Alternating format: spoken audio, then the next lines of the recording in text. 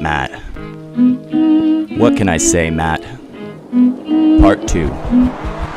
Give it a break, Matt, we're getting fucking tired. It's been a long time since you should have decided to retire. Now you're dangling from the wires over burning, mangling fires. Cause it turns out Mundane Jobber's got some pretty sick desires. Fuck, you like to drink your cum, that might not be your fault. With all the tears you cry, it might be that you're craving salt. But by default, Matt, there is one thing that you need to halt. Like things that seem like admissions of sexual assault, man. You need to take a break, just fucking disappear. Pack up your shit and get your ass the fuck on out of here. That's not a threat, it's simply something that you need to hear. So pack away your pecker, Matt, and open up your ears, bitch.